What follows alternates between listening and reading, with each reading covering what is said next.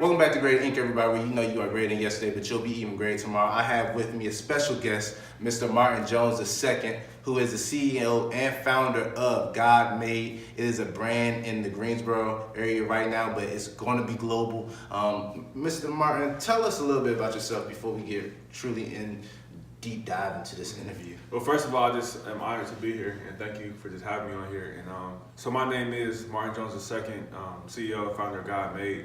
And God Made stands on the platform of unlocking your God-given potential. Because everybody in this world has a God-given potential. It's just all about finding your key to unlock it. You know, so this is where this brand started and where it's going. So just honored and thankful to be here. That's what's up, man. So where are you originally from? So I'm from Cincinnati, Ohio. Okay. Born and raised. Got two parents. My dad's from Memphis. My mom's from Detroit. So. Okay. And what brought you to the North Carolina area of all places? Right, yeah, so that's what everybody asks, like, you're 8 hours away. So after I graduated high school, I went to prep school in New Jersey. So when I went to prep school in New Jersey, I spent like 5 months there and my school got shut down. Oh, wow. Yeah, that's a lot of people don't know. So I played basketball there, and then I was like, okay. I was at the crib for like 4 months. Okay. And then I had to connect with a coach from A&T, Okay. who's no longer there. Okay. Coach Corbett, shout out to Coach Corbett. And he said, man, we don't have any scholarships for you, but you can come on and you can walk on, and because they were under academic probation. Oh, wow. Yeah, so my first year was there, redshirted the first semester, which is Okay. kind of weird. And then the second semester, my first game, I had like 10 points. Okay. They threw me in the fire. My freshman year, I had 10 points.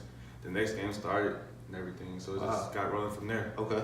Okay. How long did you play basketball for A&T? So I played basketball for A&T for 2 years. Okay. And then my third year was the year I set out. Wow. Yeah. What made you sit out? So it was really, that's the year where I was at a crossroad because I played 2 years at A&T. My third year, I'm like, okay, it's going to be my year to shine. This is where my year I'm going to make my statement and everything. But so I was short one credit because I changed my major sophomore year. Man. So NCAA called my coach or whatever, however they communicated, and said I wasn't able to play next year. For one credit? For one credit. I had 59 credits. I had to be at 60 to play. So I was crushed. I didn't know if I was going to transfer A&T or just stay there. And the A&T family is just, as you know, is just love. Yeah. You know, so I really felt at home at A&T, so I was like, I'm going to stick it out. Okay. And do that. So so he sat me in his office and was like, man, I'm not gonna be able to play this year. I was like, wow. So I'm 8 hours away from home. Yeah. $30,000 a year out of state tuition. So I'm like, okay. I called my parents and I just broke down crying. I was like, I don't know what I'm gonna do. Yeah. You know what I mean? So from that moment on, I just hit depression. I had so many suicidal thoughts. You know, I was just really, really in a bad position. Didn't know who I was because I've been playing basketball for like 12 plus years. Yeah. My dad played in college, so I was trying to fulfill that role too. Yeah.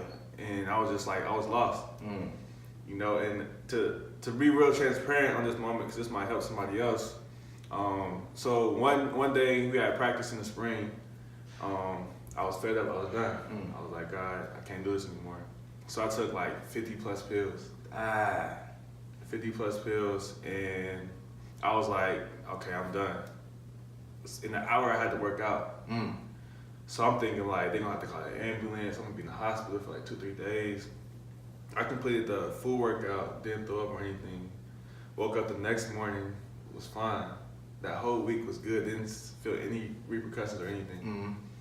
So from that very moment on, I knew that God had a special plan for my life. Yeah. I didn't know what it was, but I'm like, okay, God, I hear you. Yeah.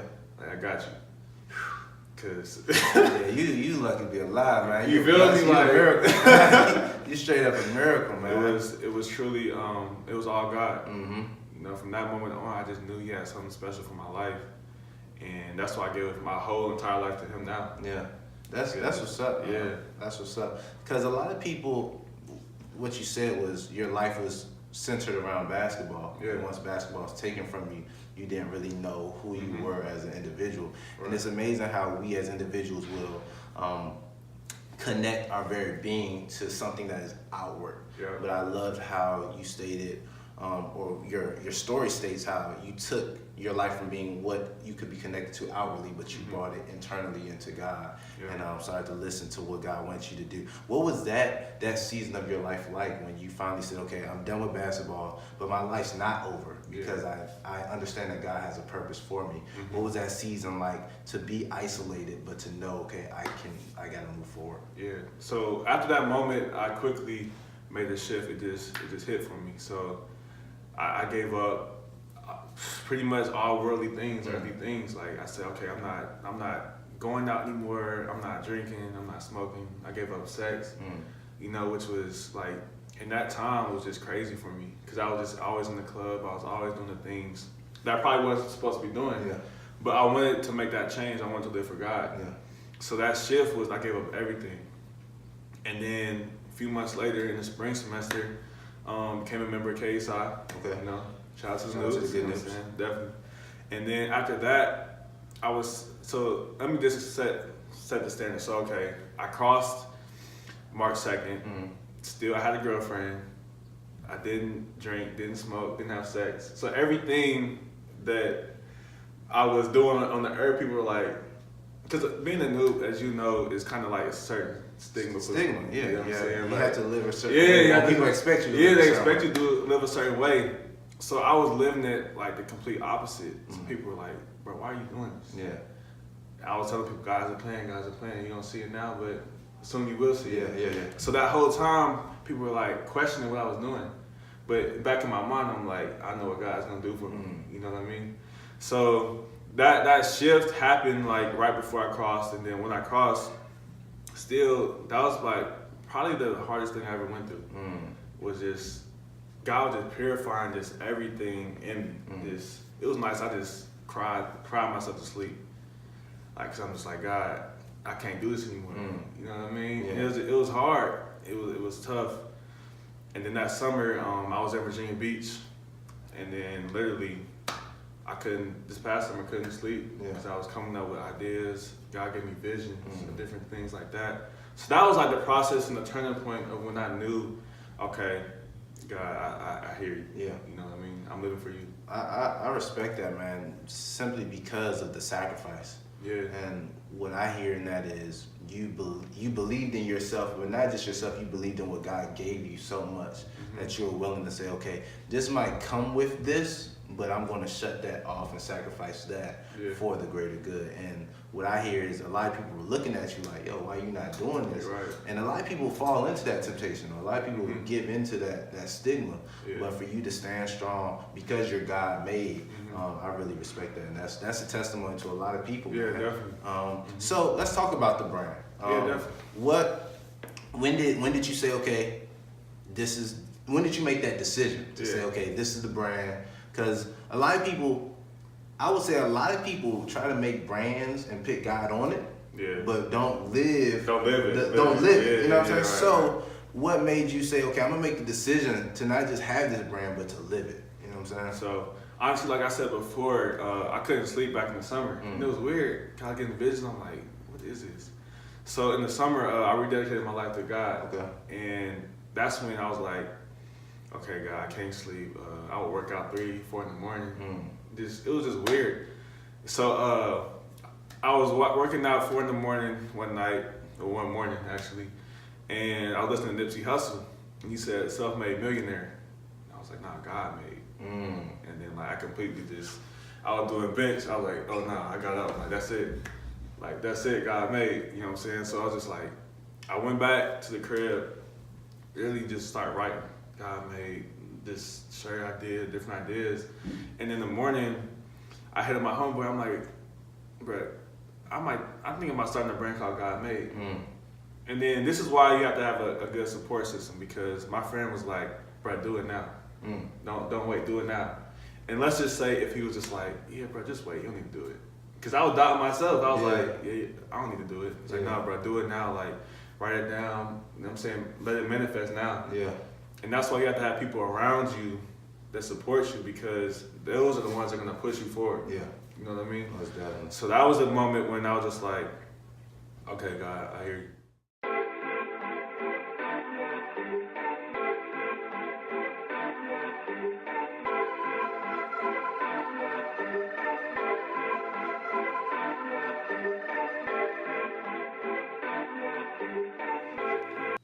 right, so your logo is truly like revolutionary. It's real different and unique. Can you explain what made you come up with that logo? Yeah, so everything in the logo means something. So as you can see, the God connected, so we're all one under God.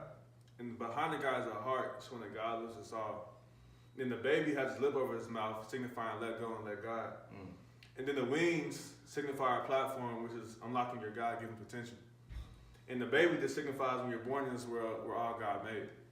So every little piece in this logo means something. And it helps you just, when you rock the shirt or the brand, it's just like, okay, I'm God made, you know what I'm saying? So I love how it's all connected, all has a purpose and a meaning, man, because that's... All right, so everybody, a lot of people want to start brands, t-shirts, hoodies, you know what I'm saying, socks, whatever people want to do, but you're more so about the community. So you talked about the purpose of God Made is everybody unlocking or unleashing their God-given potential. But what does that truly mean to you, especially giving back to the community? So for me, one thing, my mom asked me, she said, okay, so she called me MJ, she's like, MJ, everybody starts a brand, that's the easy part. How are you gonna set yourself apart? And I just prayed about it. I said, God, just give me the answer. And I'm always a giving person. Like, I'd rather somebody have something than I have it first, you know what I mean? So for God Made, our first initiative was just, well, my number one thing for the brand is message over merchandise. And I say that because we'd rather you know that you're God made than sell you a $20 shirt that you'll probably wear like once or twice every now and then.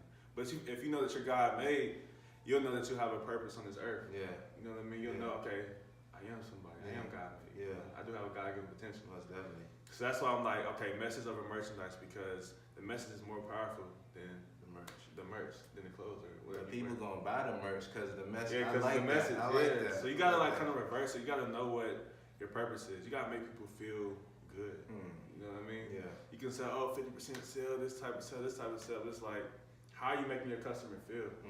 How are you bettering their life? And this is a brand for everybody. You want to better your life. We're gonna help you along the way. Most definitely. You know what I mean? So you did a food drive, I believe, a canned food drive. That was actually highlighted by the news in Greensboro. Talk a little bit about that. Yeah, so that was really wild because we went down.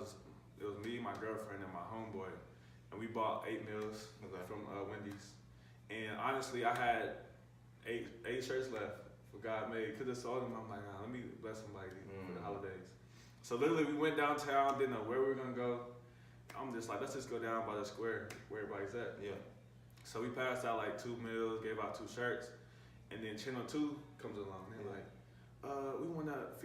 we don't have a message for the evening news. Wow. So we're just looking and we're trying to ask people what they're thankful for. And then they seen a God Made shirt. They're like, wait, what is that? So we're like, okay, let us tell you. You know what I mean? So they were just, we explained their brand and everything. And then before that, they're just like, thank you. I'm like, thank you for what? They're like, we didn't have a message. They didn't have anything that night. I think of it as, that's ordained, man. It is. That's it's all God. It's all Yeah. God. And they were like, we're just so thankful for you for just being here. We're like, no, thank you. You know what I'm saying? Like, you just don't understand the blessing that you guys blessed us with, the platform. You know what I mean? So that was truly a blessing because it's just like, that's why I always tell people, walk by faith, not by sight. Because when you put God number one, he literally just controls your every move. You know what I mean? And it's just like, just to think we just went down by the park. We weren't going to go. Just to think we were obedient and for that blessing to happen. I'm just like, God, you got it. You got it. So so we did that food drive, and then we did a week food drive Monday through Friday on our last week of classes at ENT. And we collected probably 150 plus canned foods and toiletries. That's what's up. So it was truly God, you know. It was all God. That's what's up, man. That's what's up. I love the message over merch because the message allows you to do those things for the community. The message allows you to be obedient to the voice telling you, go give out meals, go give out merch. And the fact that the message tells you, yo, let me be a blessing to people with these shirts that I could sell, but I'm going to give them to somebody, you know what I'm saying, because somebody might not have something to wear. I love that. What do you truly want God made to be, or is it really just something that you're still allowing God to unravel? So honestly, with me being in construction and me being really hitting real estate hard this past summer, I want to open multiple God made stores. You know, because what God made, it's not just merch. We're gonna start selling devotionals, like month-long devotionals, year-long devotionals. You know what I'm saying? We're gonna start doing different things. You know what I mean? We're gonna start doing dog apparel. We're gonna start doing because God made everything. Yeah. So that's what I'm saying. It doesn't have a limit on it. You know what I mean? So we want to have multiple stores. We want to just give back as much as we can. You know what I mean? And somebody asked me, like, in 2 years, where do you see the brand? I said, I'll put it like this.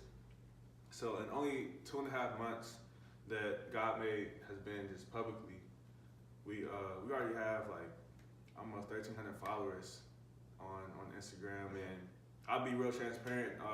So the first month we launched, we made probably 600 in revenue. Wow.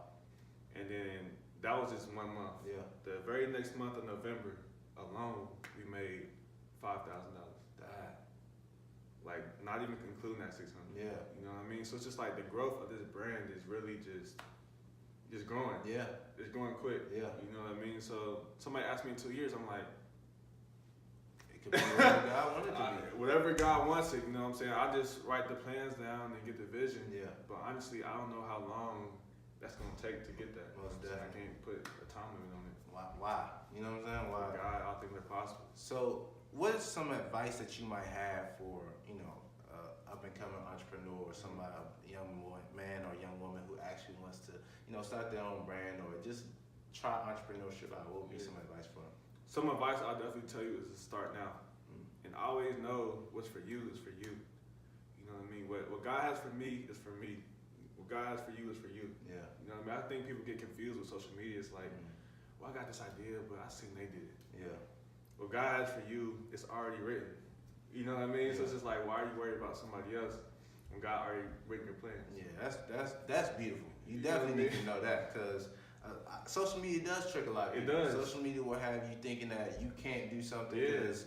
And one thing that I did, honestly, on social media, I unfollowed a lot of people who were doing what I wanted to do. Yeah. Not because they're not doing great things, but because social media will have you tripping off of what they post. It's a mind game. Yeah, it's a mind game. Instead of, thinking about what other people are doing, focus on what you're doing and do it well. And I love how you say you don't focus on what people are thinking about in time. You just write down what you want to do, and then you get to it. I love that. Just write it down, just pray over it. God ordained it. So you say you cut out everything that might be of the world. Talk about the focus and the determination that it takes to truly, zone in on what you want to do and make it happen, and let all that other stuff, all that outside noise just fade away.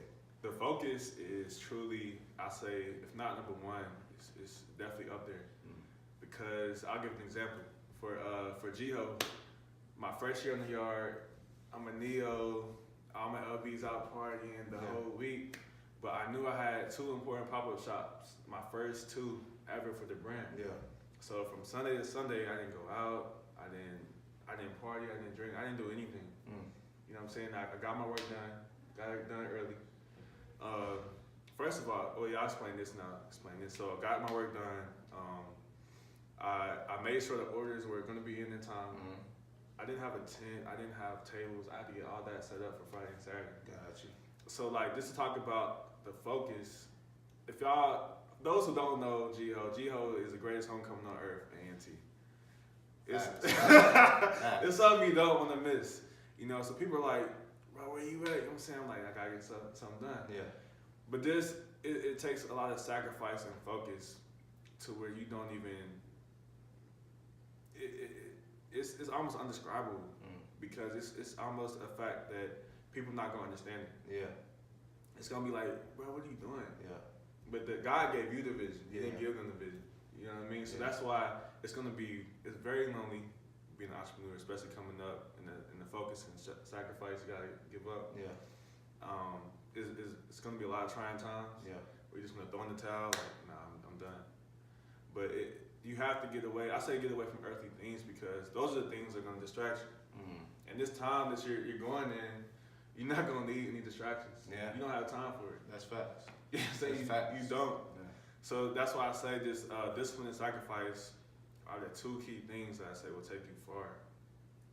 Because people see it on social media, but they don't see when you was up all night, pulling all-nighters, not going out, not doing this, not doing that. They only see the product. They're like, wow, that's dope. Yeah.